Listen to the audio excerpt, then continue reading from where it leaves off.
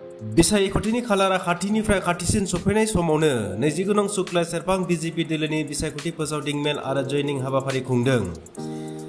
100निबो बारा इउपिपिएल आरो कंग्रेस नागारनानै बिजेपिआव जयनिं जादों। 29 नं शुक्ला सेरफां बियाबाव इउपिपिएल आरो बिपिएफनिख्रुइ बिजेपि राजखान्थि हान्जाया गोख्रोंनिख्रुइ गोख्रोंसिन जानायखौ नुनो मोन्दों। बे बिसायख'थि मेलाव बाहागो लादोंमोन तामुलपुर जिल्ला बिजेपिनि आफादगिरि भेक्टर कुमार दास, बिटिआरनि एम रनेन्द्र नार्जारिजों लोगोसे बिजेपि हान्जानि गोबां दैदेनगिरि बिथांमोना बाहागो लादोंमोन।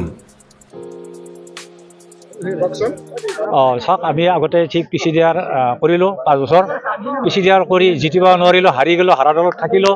তাৰপৰা যিয়ে নহওক পিচিডিয়াৰ কৰি কিনে আকৌ ইউপিপিএলত আহিলোঁ। আমি ইউপিপিএলত আহি ইউপিপিএলতো হাৰিলোঁ। আমি বিজেপিত যাব পৰা নাই, আমি বিৰোধ চিন্তিত। তাৰপৰা আমি যিটো আমি ৰাইজৰ দেখা পালোঁ, ৰাইজৰ মানে আমাৰ বিজেপিৰ দল কৰ্মী দল কাম কাজ ভাল, আৰু যে কাম কাজ আমি ভাল পালোঁ। যে ৰণেন ছাৰ যেনেকুৱা বন্ধু আছিলে, আমি ভাবিছিলোঁ কাম নকৰে, কামবিলাক ভাল দেখা পালোঁ। যে পাৰ্কত বঢ়িয়া লাগিলে, পাৰ্কত নাচালে মানুহ যোৱা মানুহে এবাৰ নাচালে নহয়, সেই পাৰ্কটো কোনে বনাইছে বোলো ৰণেন ছাৰে বনাইছে, কি সুন্দৰ। সেইকাৰণে আমি ভাল লাগি ইউপিপিএলৰ আমি যি যোৱা বেলি ইলেকশ্যন ইউপিপিএলত আমি জয় হ'ব নোৱাৰিলোঁ, এনাম কষ্ট কৰিলোঁ।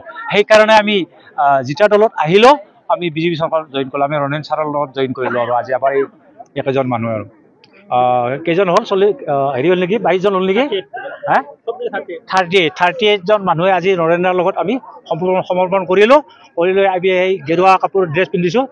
ভাৰত মাতা কি, ভাৰত মাতা কি, নৰেন্দ্ৰ মোদী জিন্দাবাদ, নৰেন্দ্ৰ মোদী জিন্দাবাদ।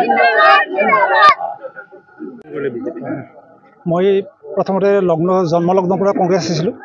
গতিকে মই ভাৰতীয় জনতা পাৰ্টীৰ যিখিনি কাম কাজ সেইখিনি খুব ভাল দেখা পালোঁ। গতিকে তেখেতৰ নীতি আদৰ্শখিনি ভাল।